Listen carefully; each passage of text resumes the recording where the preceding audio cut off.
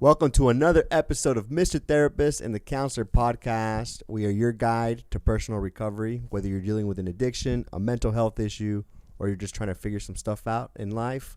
We empower your growth through honest conversations and demystifying the process of therapy. I'm Manny Romero, Jesse O.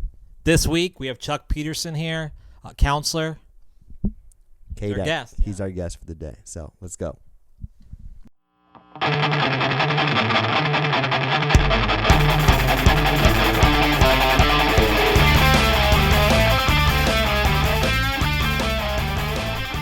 All right, Chuck. We got Chuck here today. Chuck, what's going on, man? I love you, dude. Really? Prove it. So good to have you on the show. Yeah. Thanks for coming out here. Yeah. Sure. Appreciate you coming down. You live close by, so usually we've been having guests drive all the way from like Riverside, from like far away because we are very famous people. Okay. We're big time, Chuck. We're big time. Blowing up all over the internet. I like it. Yeah, and we're so happy that you came on because we're going to talk about some mental health stuff. Okay. We worked together, right? All three of us. We did, yeah. All together at one point in time. One point in time. Are you going to tell the story about how I told you good luck? Oh, Yes, yeah. let's tell the Oh, story. my gosh. Yeah, let me start off. That's a great story to start off with, Chuck. So when do you know this story? I don't. This is Okay. good. Keep going. So when I was interviewing to be a therapist at Hogue. Wait, what? We said no names. No, just go. Keep going. All right, sorry. I was interviewing. The to be a gig is up. therapist. It's up. Everybody knows. At Hogue, I just froze there. I was like, damn, I fucked up. Anyway, at Hogue, I was doing this group interview. It was actually really intimidating. What with is you. Hogue? You got to now that we Hogue said is a hospital, very prestigious hospital in Newport Beach, California. And I was applying to be a therapist in the drug and alcohol rehabilitation center. And Chuck, my friend here, was interviewing me with two of our lovely coworkers, Lisa and Beverly. Mm-hmm. Yeah, and they were asking me some questions. Was this the first time you had met Chuck? First time I met Chuck. Right. Look at Chuck's face. He looks like a badass. He looks like he's gonna kick Oh your my ass. gosh. Yeah, he was very intimidating. He's the most intimidating person there. Please. And He's like an intimidating Justin Herbert right now. yeah, he is. You are, bro. And so I remember they were asking me questions, and Chuck was just kind of quiet the whole time, like chewing some gum and like really like fiercely staring me down. Diet Coke nearby. Diet Coke nearby. And I Gotta thought get it those went plugs great. I thought I nailed it. Yeah. And then everyone said, "Oh, well, thank you so much. You know, I appreciate you answering the questions." And Chuck gives me one look, shakes my hand. He's like, "Hey, good luck." And I was like, "Ah, damn, dude, I'm not getting this position, dude." So did you be honest, Chuck? Did you give an A for me that day? Negative. No. No. I love you. He said, "This Prove is it. this is the nicest Mexican boy I've ever met in my entire life." Is that what you thought? Seriously, yeah. And because it was me, Lisa, and Bev, Yeah. and it was my idea to if we could start interviewing some of the new people coming in, not as like a yes or no, but just to kind of get a feel for them because we had to work with them. Yeah. And I talked to the supervisor who used to work there without saying any names, and she said, "Yeah, that's a great idea." So that's what happened. Okay. I'm not sure if you guys still Were do you that. guys going to determine if I went in, or No. was I in already? No, it was just she came to us and said, "Well, what's your thoughts?" But ultimately, it wasn't our choice whatsoever. Okay. And what did you say, Chuck? I said, "I like him. He's great." Okay. There you go. What are you looking for? I don't Some know. confrontation? I just his face never moves, so I'm like, I'm trying to see if he like goes, little telltale sign of like lying. Yeah. No, I like appreciate that. Yeah, that was a good, cool little story. Yeah. So Chuck, you initially before you got into the field, you worked as a police officer. Correct. Yeah. California Highway Patrol. Correct. Yeah. Was it in Orange County or? The last part was 25 years, and the majority of my time was in L.A., but the last 4 or 5 years was down in Orange County, up in Santa Ana. Nice. How did you like it? Did you like the what did you think? That's a loaded question. I did like it. My grandfather was a police officer. Same with my father. So we had been serving for, my grandpa started in 38. My dad started in 61 or 62. I started in 89. So it's all I really knew. I did like it at first, but things have changed. A lot of things changed. Just with, you could watch the TV and see things have changed, like the Rodney King incident. That was, my graveyard partner was there on scene. My dad had worked with two of the officers and one of the sergeants that were on scene. So obviously those big incidents, helped kind of change the path that law enforcement took in this country. The perception. Correct. Yeah. So I did like it. I like the camaraderie a lot. I don't like the, kind of the way the public kind of views law enforcement now. But that's, it is what it is. Yeah. So. For what it's worth, I love law enforcement. And my daughter, actually, whenever we come across any first responder, paramedic, police officer, she flips them off. Nice. No, she dumps. She throws an egg. No, I'm kidding. No, she actually goes. She makes a point now. She does it by herself. She goes up to. She goes up to them and says, "Hey, thank you for your service." Wow. Yeah, it's actually kind of cool, and they usually give her like a little sticker, like something. And so, yeah, I'm trying to teach her actually to have a different relationship with the police because growing up, I was gonna say I never got in trouble. I actually got arrested once, but I have this anxiety with police. It's very innate. I kind of understand it, but not really have explored it. Where like even if I'm driving, I'll just kind of be anxious. Like, man, I don't want to get in trouble. I don't want to get in trouble. I don't want to get pulled over or something. And so I don't like that. You always had drugs in your car, right? Never had drugs in my car.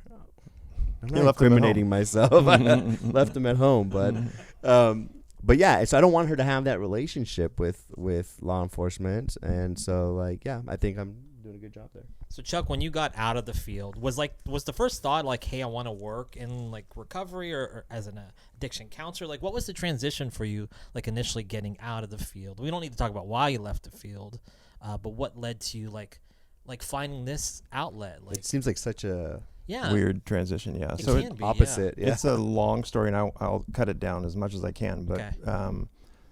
Raised by an alcoholic who ultimately died at 49. She had my mom had a horrible childhood. Yes, AA was around, but not as prevalent as it is now. But watching her drink herself to death was pretty hard. And actually the end of her life was really, really hard. And I say that because she lived in Washington, I lived down here. We got in a fight, I hung the phone up on her, and then that's the last time I talked to her before she died. She fell into a coma, all because of her drinking. Now kind of go ahead a little bit. My department had lost 18 officers to suicide in a year and a half. Before that was in the early 2000s, and before that, NYPD had lost 12 officers to suicide in a calendar year. So we kind of blew those numbers up. So reason I'm telling you that is because when that happened and we lost those 18 officers, I was in a peer support team, and they were looking for people to teach kind of suicide prevention to the officers. I had also volunteered at the suicide hotline, the D.D. Hirsch, up in L.A., so I had 3 years there volunteering as a counselor on the suicide hotline. I spent, like I said, 3 years on and off out of the hotline. And in the same place the hotline was, there was a drug and alcohol counseling department, and I just started talking with the people that were working there and kind of got a feel for what was going on. So as I continued in my job, and I eventually did the training, the suicide prevention training, I kind of just in the back of my mind thought, it'd be kind of cool to do drug and alcohol, kind of help, people like my mom if I could.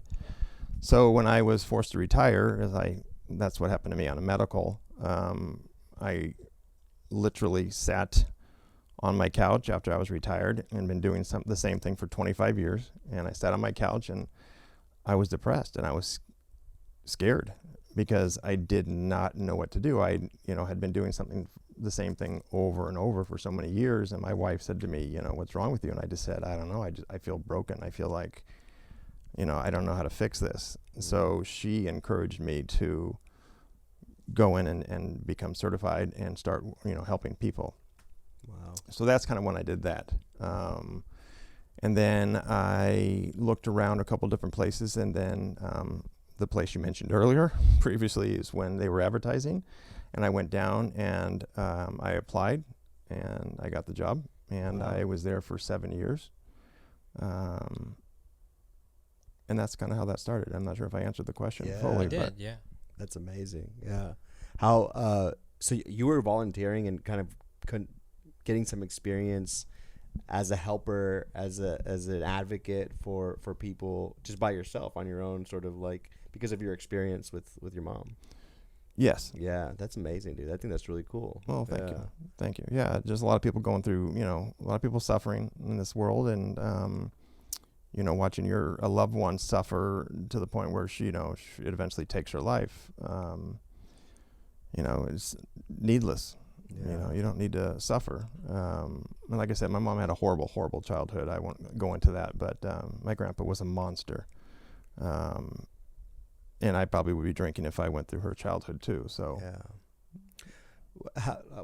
I don't know if you feel comfortable talking, but like what was that like growing up with that? What was like the hardest thing for you, or like how did you even get through like those years? So my mom and dad divorced. I have an older sister. My mom and dad divorced when I was probably 5, and I moved in I stayed with my mom, and my sister stayed with my dad.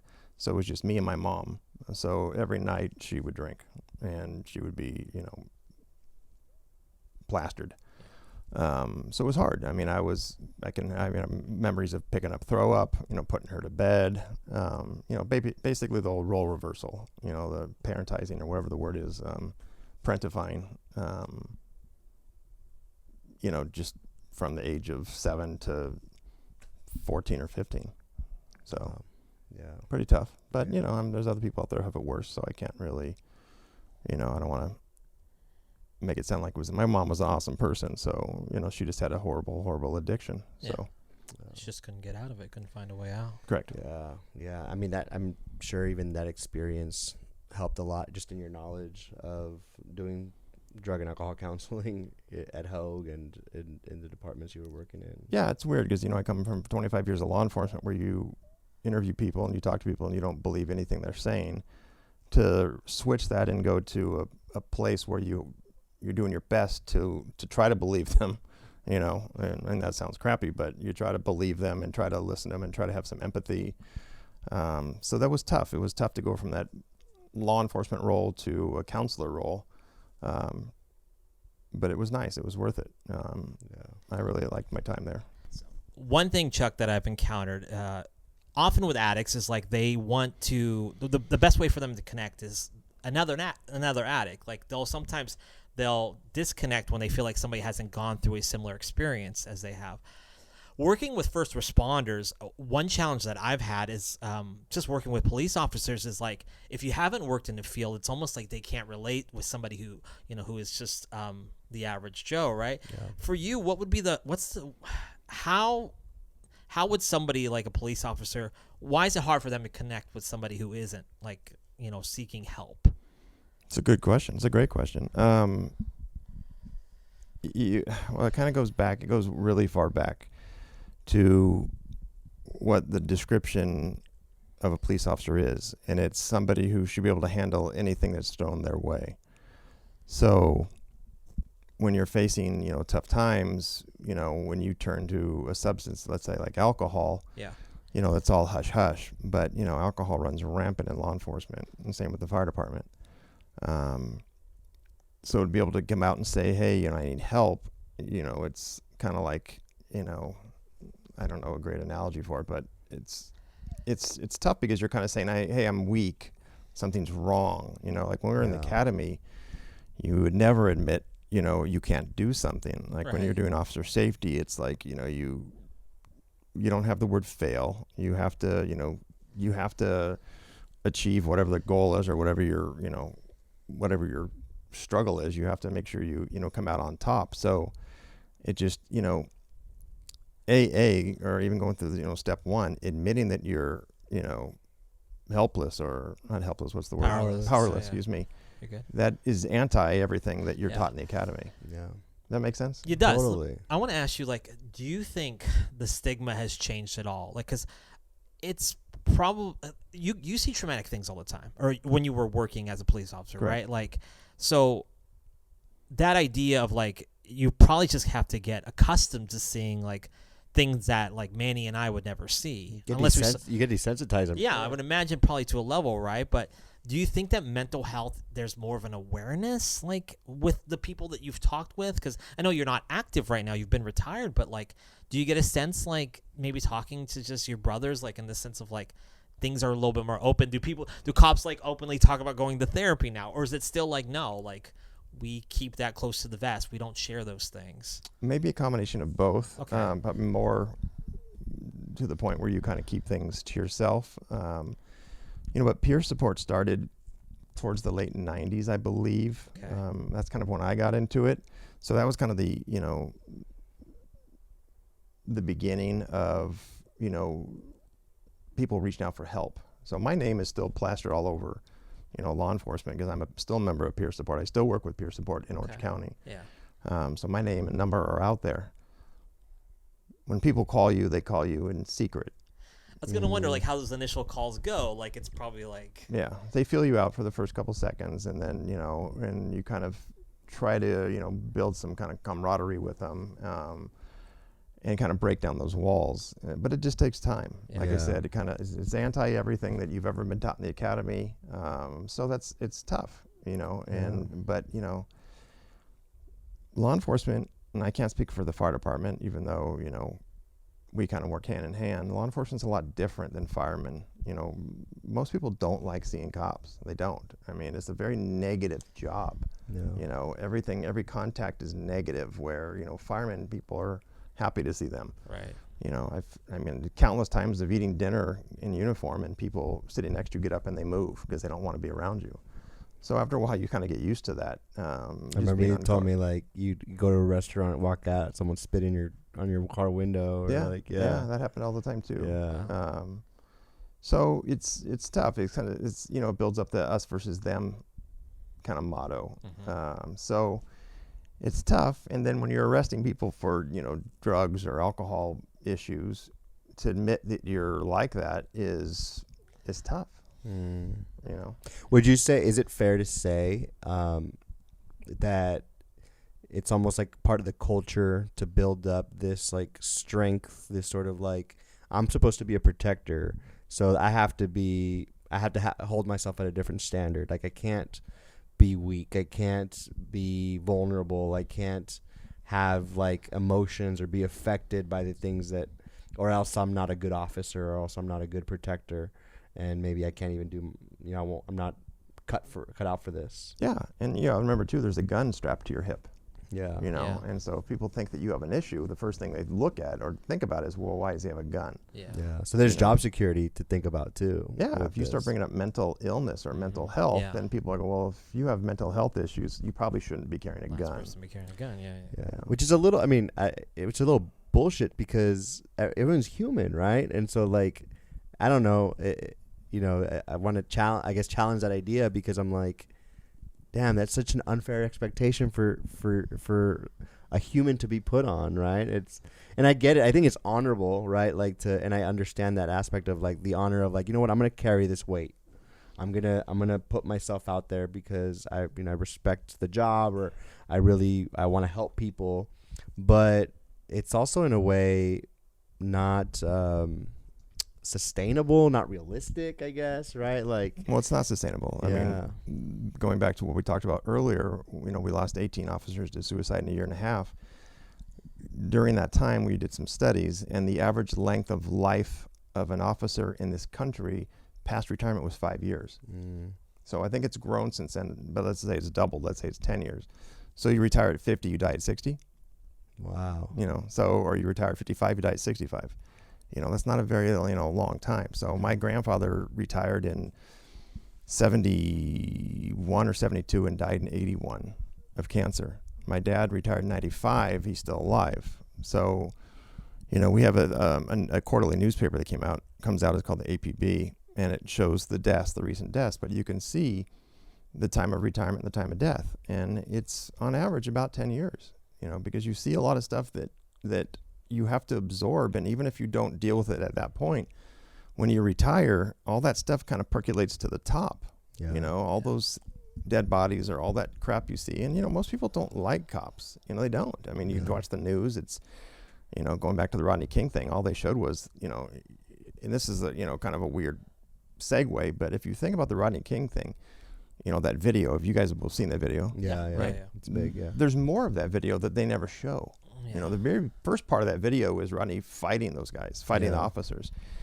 So if they would have showed the entire video, it probably would have given the public a different view of stuff. I'm not saying it's right. I'm not justifying that whatsoever, but I'm saying maybe give them a little more understanding. It's like, if I would have picked up a 2x4 and started whipping you upside the head, right, and then drop it, and then, you start kicking my butt, and all they show is you kicking my butt, people are like, well, what the hell? Manny's got problems. So you shape the story, right? And like, and that's exactly what the press does. They shape the story and how they want it to do. And, and that's the bad part, because there's a lot of good officers out there who get the brunt of that, and, even going back to when I talked about the suicide, when I trained in suicide prevention, a lot of these old timers were at the back of the room with newspapers up. And I'm sitting here teaching this class, and they're back there reading the newspaper. So I can't even see them.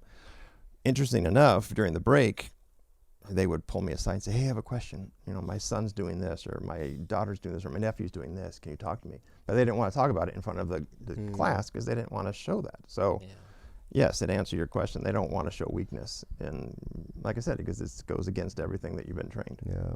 I wish that all people could take a ride along in law enforcement. I really do, because I think you would see a whole different, and going back to the Black Lives Matter thing, there was a guy who went and did what's called the FOTS machine, where you kind of have a gun that has a laser, and it's in front of a screen, like video game kind of thing, and you walk through it. It's a training tool. And they'll have the janitor in there, and then he'll like pull out a gun out of the trash, and you have to shoot him before, stuff like that. And this guy it wasn't Black Lives Matter, but it was somebody like that, did this, I think it was in Arizona, did this course with one of the SWAT teams, like Phoenix PD SWAT team or something. And afterwards he said, I totally changed how I view law enforcement, because you don't know. I mean, things are I'm not trying to make you feel sorry for him, but it's just so different than what the public knows of what goes on. It's easy to criticize. You don't have the role. You don't have the It is, and there's a lot of stuff that's hanging in my head that, there's. And I'll give you for instance. There's freeways up in L.A. where you can ride bicycles on the freeway. Parts of the 5 freeway, parts of the 126 that goes out towards Ventura, and there was a Magic Mountain's up there. So we had a bunch of people from like the Midwest that would come out there, and they would go to Magic Mountain. And there was a dad, a mom, and 3 kids riding. Yeah. And the youngest daughter was in the very front, and then it was the other 2, the brother and the other one, and the mom and dad. And the dad had yelled something to the daughter, to all the kids, to the 3 kids, and yelled something. But the first one didn't hear. So she stopped and then made a left turn. Well, that left turn was right into the number 2 lane of the 126 freeway, and there was a semi fully loaded doing 80 and took her out, right in front of her 2 siblings and her mom and dad.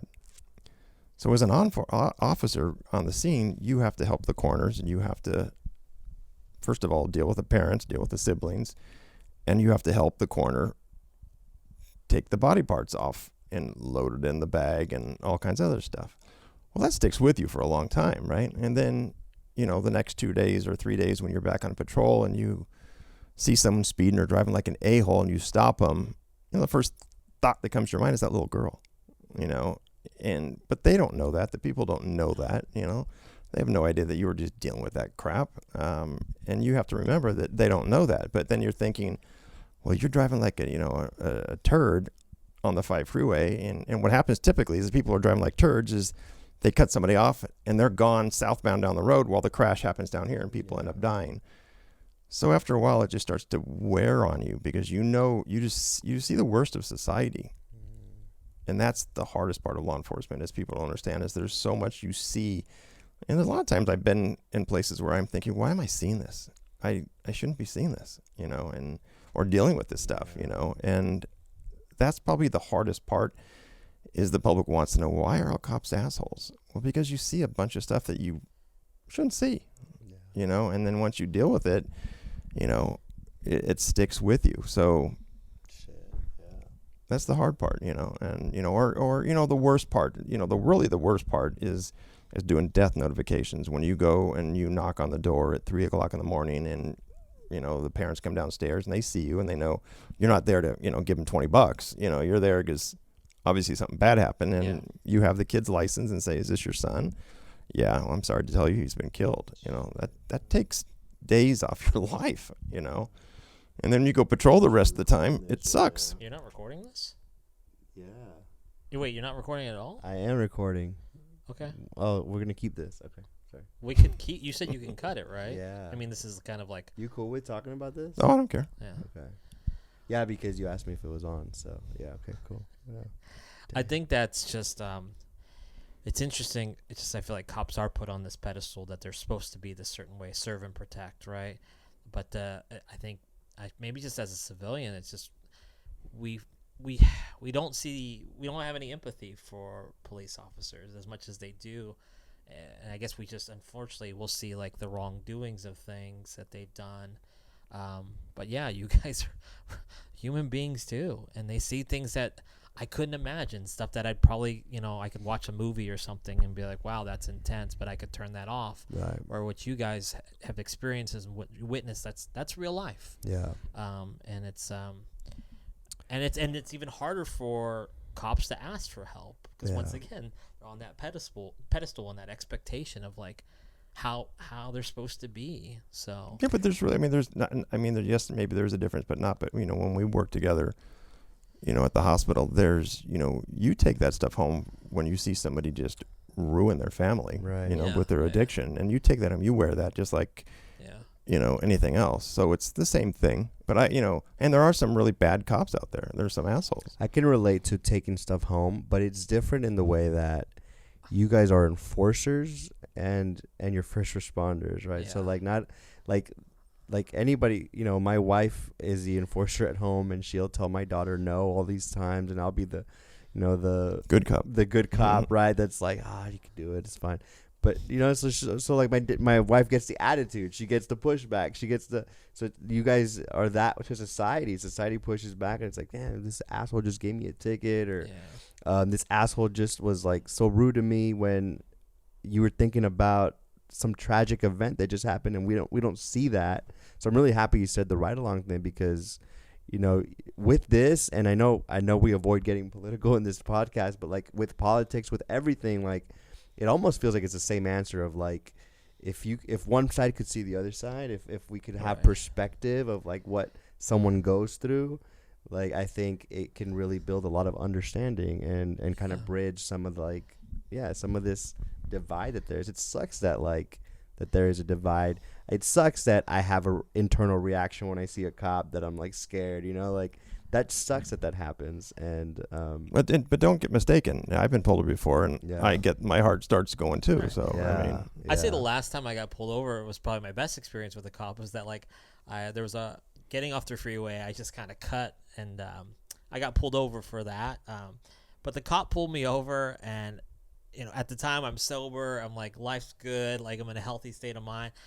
And I was like, a cop came up to the window, and as soon as he walked up, I said, hey, man, I just want to apologize. Like, I made a huge mistake. I was being impatient. I said this, and I was just like, I screwed up. So I just apologized to him before he even said anything to me. And it was the first time ever that a cop just was like, hey, I'm just going to give you a warning.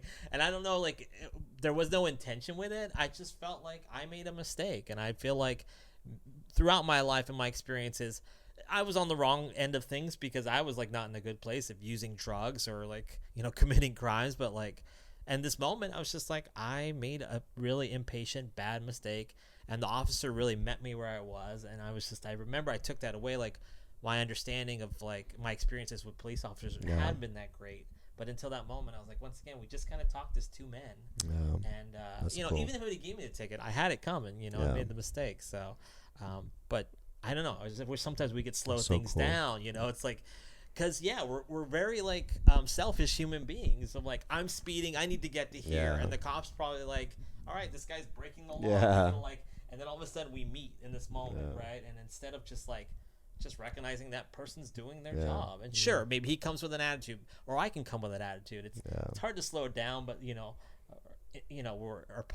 we get nervous and we Yeah. react, we get defensive, but For sure. I wish we could see the other side of things, but a lot of times we don't. So Yeah. And like I said, going back, there are a lot of bad cops out there. There's a lot of turds, but there's good cops out Yeah, there. And which unfortunately, bad I think cops and good get cops. pushed Yeah. into the bad a lot. Bad so, counselors, good counselors. Bad refs, good refs. It's like, it's, I think there's Yeah. a mix, right? bad supervisors, Good supervisors. good supervisors. Was it hard for you to sort of step into this realm of like helping the protectors, like opening up a space for people to talk about shit in the police force? Or? No, probably because I'm a bit of a pussy. My wife will tell you that. I'm more of like I'm not that guy. Could we just sense you're more sensitive? You're not pussy. Well, You're sensitive, yeah. But I mean, I've been to counseling myself. I Yeah. went through a divorce, went through counseling. I love it. I believe in it. I believe in talking. If we can get people to talk, I think that's it's like people ask me about, questions about working with people. It's not that I know everything. It's just getting the people to talk. Right. And that's the medicine to me, is just getting them to talk Yeah. and just kind of good voice. medicine. Yeah. So When you were active, did you ever go to therapy when you were like during that time? Like when you were a cop? Like so I was in a shooting in the early 90s, Okay. and they forced you to go see a counselor. Okay. But Were you like, oh shit, I've got to do this because this is like checking the boxes here, or was there almost like Was that This your might- first time? would that no. be okay? So I went to a counselor as a kid when my parents went through divorce. Okay. I remember very little about it, but then I also went after that shooting. When I went through my own divorce, I went through therapy. Okay. So I've always been pro therapy. Okay. Good experiences, right? Like it was No, okay. not always good Not always experiences. good So when I first, here's the problem with just our health insurance and the way it works is, so, for me, I have Blue Cross. When you are looking to find a therapist, this is exactly what you do. You call up the number and you give them your zip code, and they'll give you 10 people within a 5-mile radius or a 10-mile radius or whatever. Yeah. So I did that, and I got 3 or 4 names, and I called the first name, and the guy brought me in. I was right in the midst of a divorce. I had a 1.5-year-old son, and I remember sitting there, and the guy was, what's the word they use? He was a little horizontally challenged, so he probably was maybe like 5'4". just a little person. A little Not person. a dwarf, but just a Yeah. little. Correct. So he's sitting across from me in his chair, and his feet didn't touch the ground. And he's asking me all these questions. And, to go to therapy for the first time and to Yeah. open up, it takes a lot of energy. Right. Yeah. It does. And I almost didn't go, but my dad really encouraged me to go, so I went. Yeah. And all I stared at was this guy's feet dangling on the ground. And I thought I was getting therapized by my son. So I left there. You and didn't my offer dad- him a stepladder or anything like that? So I remember going back home. My dad said, how'd it go? And I said, crappy. I didn't like it. I didn't like it at all. But he encouraged me to continue. And I went to another one. And I sat down with this guy. And for the first 30 minutes of our first session, we talked about baseball, football, golf, and NASCAR.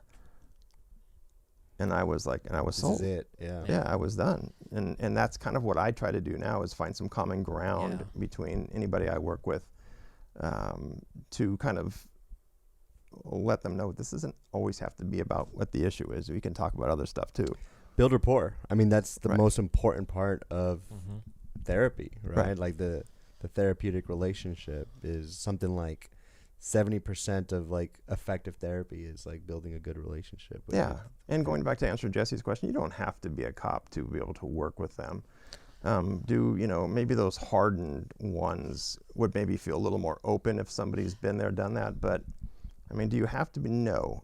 But it's that concept of admitting weakness, Yeah. Yeah. is a tough thing for them. And I think if they,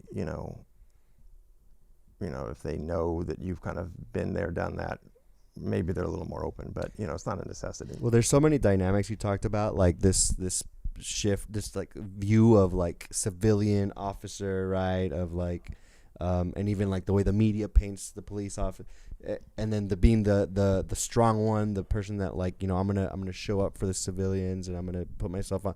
So there's so many things almost like separating you from a civilian that I'm sure it's, even though you know it's a person, like it's hard to in your mind take that apart and just like be like, oh no, I'm talking to a professional, a mental health professional. Right. And here's a good analogy to kind of remember that. So anybody, I mean, I'm sure everyone's been caught for speeding, right? Yeah. And when you're pulled over and you're stopped by the officer, you want that officer to be human and to understand, what was it like? Why am I speeding? I'm speeding because I'm late to work. If I'm late to work again, I'm going to get in trouble by my boss, right? So you want that officer to be human, right? And you're hoping that they're like, you know what? I know what it's like to be late for work. Go ahead, take off. Yeah. But then when they're faced with, let's say, like a Rodney King thing, right? And someone's coming at you, swinging at you. You got a 6'4", 260-pound guy coming at you, swinging at you, and your adrenaline starts pumping, and you do what you do as a human. The public's like, whoa, whoa, whoa.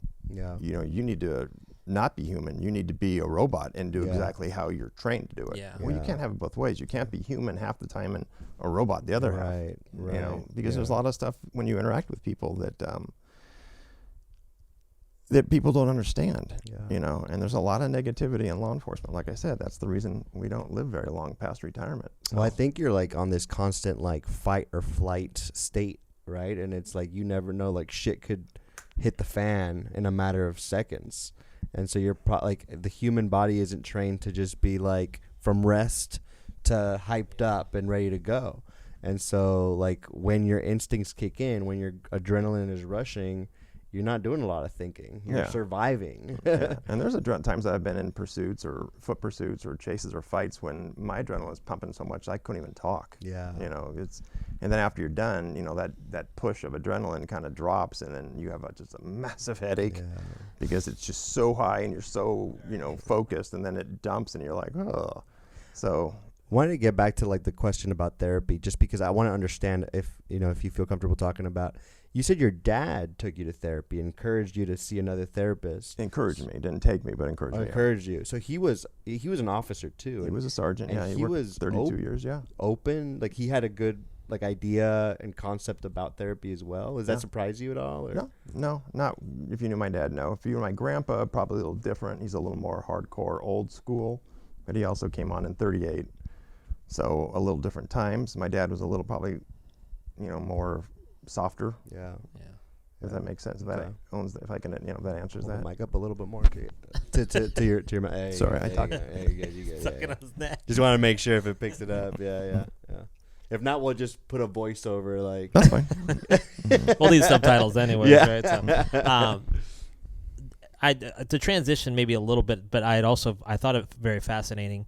Maybe just a guy that's maybe this is probably why you could do this, but being an interventionist, that is really also another like part of the field where you have to go in kind of. I know you establish relationships with family, right? But you go in, and I don't know. Do you ever feel like how's it to go in that type of environment to do an intervention for a family? What is like that like? And can you define what it is just for the viewers? Yeah, like what is an interventionist actually? I know it's a popular term, but just so the intervention is the Johnson technique, which it really is, right? It's nice, man. An intervention basically is when you have somebody who's struggling with whatever substance at home, and they finally get to the point where the family can't take anymore, so they reach out. I have some contacts in law enforcement, so I usually get called, and then what I would do is whoever calls me, I sit and talk to him. Because I brought people into Hogue from interventions. Yeah. One person, I think that you were there. And basically, so I would call the person and I'd get the layout of the land or the lay of the land to find out who's around this person, who's the most important people in this person's life, talk to them and explain to them what addiction is and what recovery is and how everyone has to be on the same page. And then from there, then we kind of start the intervention.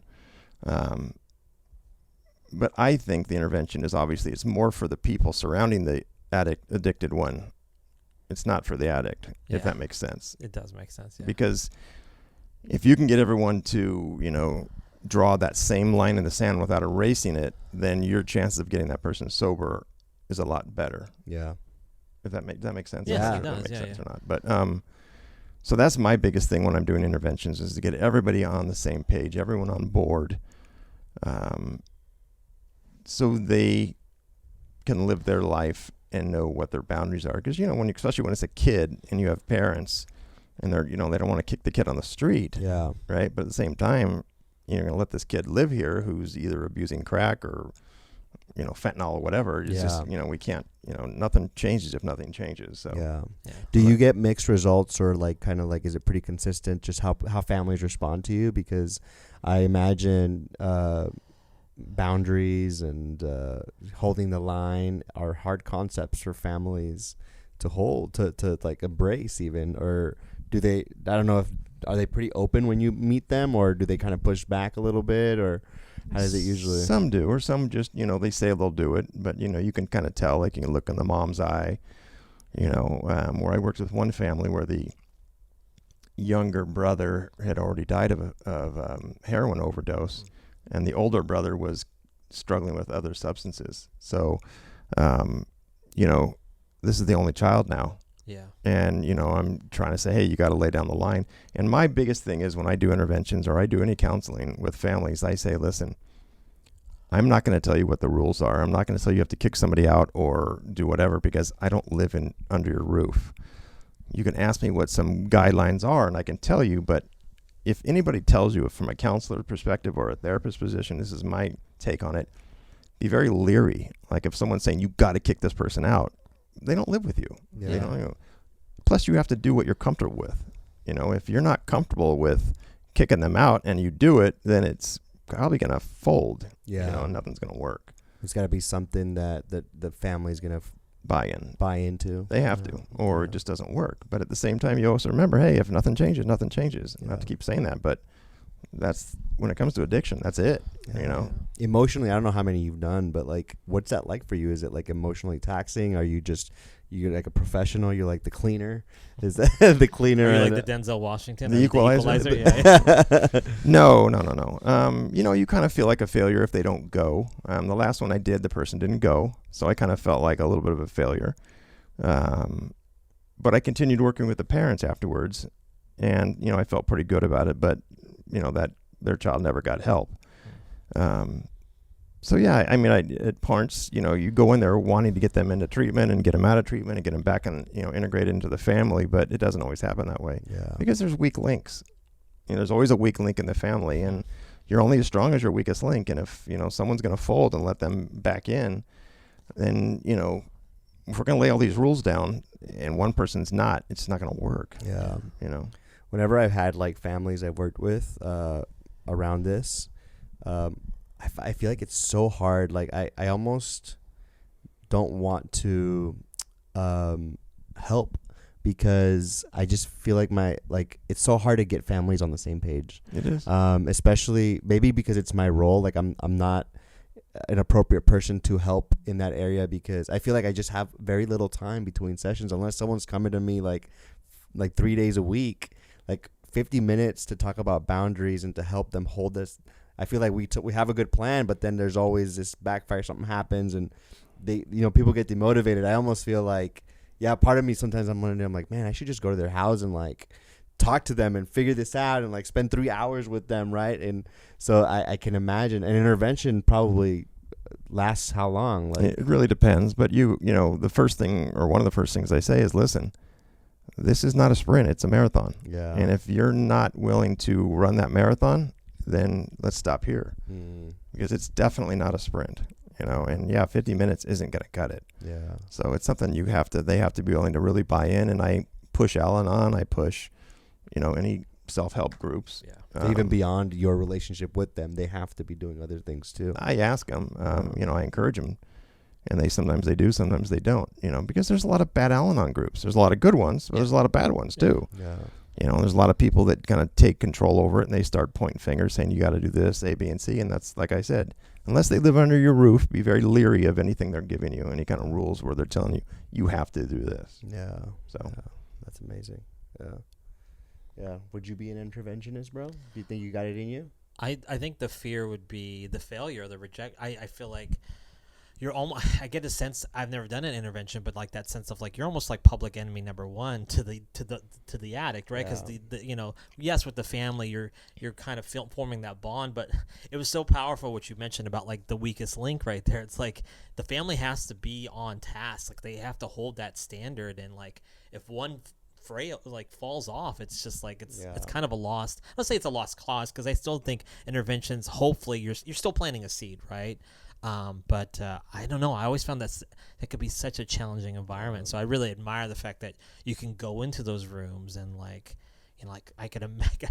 Maybe I've seen like too many bad examples, like on The Sopranos when they have an intervention or something like that, where it's just like, who the hell is this guy? Like he doesn't know us, like trying to break up our family or whatever. Because addicts, that's what they'll do. They'll quickly like try to manipulate. Yeah, exactly. I feel like you work with clients so closely that you would have a hard time putting a client on the spot like that. You'd probably really empathize with them. I'd probably be more like, I'm connected with the addicts. Like, Yeah. what's the problem with the family? Yeah. Or what are you guys doing wrong? You're doing this to him. No, but Jesse would be awesome at it. I don't remember how many. I always remember this because we ran so many groups, not together so much, but we worked together for a long time. I forget how many years it was, but we talked about earlier about the coinings, and Jesse was like, all the patients would always, yell Jesse's name, if you remember that. Oh, yeah. They love Jesse. I've worked with him at 3 treatment centers. It's like a consistent theme. Yeah, they love him. This guy, I don't know if you deal in group or anything, but like. He gives They them love- money. He pays them to say, hey. Oh, yeah, man. Oh, man. See No. something nice. Yeah. But he's really good at it. Jesse's awesome at it. I mean, and the patients, you can tell because the patients love him. He's skillful. brother. I For appreciate sure. it. Yeah. Yeah, well, I think like it's I don't know, part of this doing the job, doing the work, I think is kind of personality driven, because I do feel like even when you were at Hogue working with clients, you were really active with the families. Like you were man. yeah, you had like family sessions, you stayed extra. You would I think we didn't have to, probably had to check in with the clients like once a week and like dedicate like once a week FaceTime time with them. That's all we had to commit to. But I remember you'd stay extra hours calling families, trying to set up family meetings. So like I think it's part of your, probably because of your upbringing, right? Part of your like nature to do that. Well, I think all of us did that. I mean, I think we all spent additional personal time there because I think that's what the job calls for. You it's not an 8 to 5 job. It's just not. I agree with you, but I think, to give you props though, you really do. You would take that extra step, and I think some people check out in the field. I think that you've always been really committed to trying to help the families, and I think it just speaks volumes. It's just your upbringing and like. No, thank you. That's very nice. Yeah. Right. With that, I'll segue into this. I feel like you have a big heart, and in a large chart, like I have to go to the doctor. like you are going, like you look like you're struggling right now. No, you have a big heart. You care, and it's probably one of your biggest strengths as a counselor. Probably what drives you to spend so much time with clients when you're working with them. But how do you cope with that? Like I drink hard a lot. stuff, the hard stuff around like working in the mental health field. Like I'm sure you burnt out a lot with how much you care. Do you ever get burned out like Chuck? Like, I mean, how do you? Yeah. I mean, people used to ask me that about the suicide hotline. They said, how do you go there and talk about so much negativity?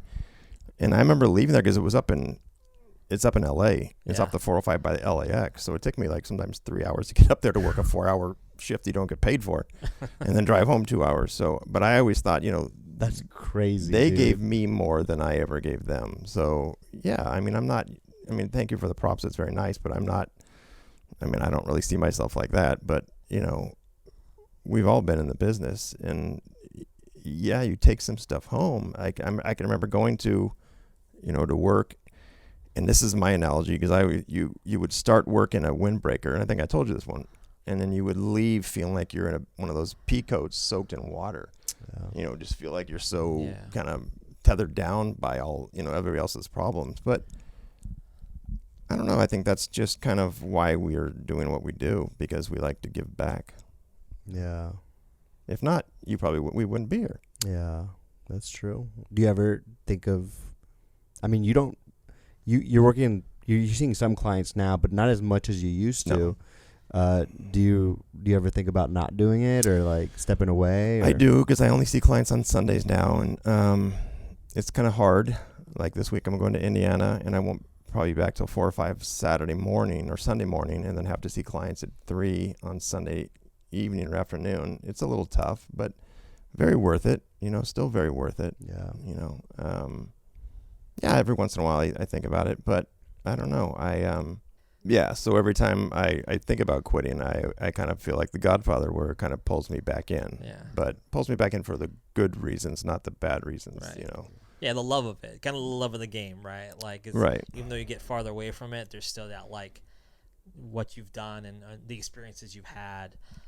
It's hard to leave that and walk away from that. Yeah, and then my choice to leave, another place was really tough too, because the camaraderie of working with you guys, it was awesome. I loved working with you guys. Yeah.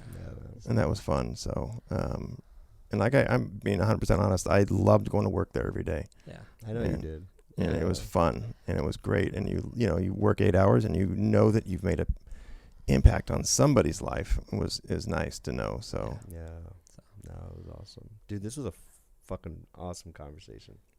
Yeah. you say that to everybody. No, I don't. We've had some shit guests. Yeah. No. Well, don't say that. I did. Next time, bring bagels, though. Yeah. Okay? Oh, damn it. Thanks for coming on, Chuck. We Sure, of appreciate it. course. Cool, man.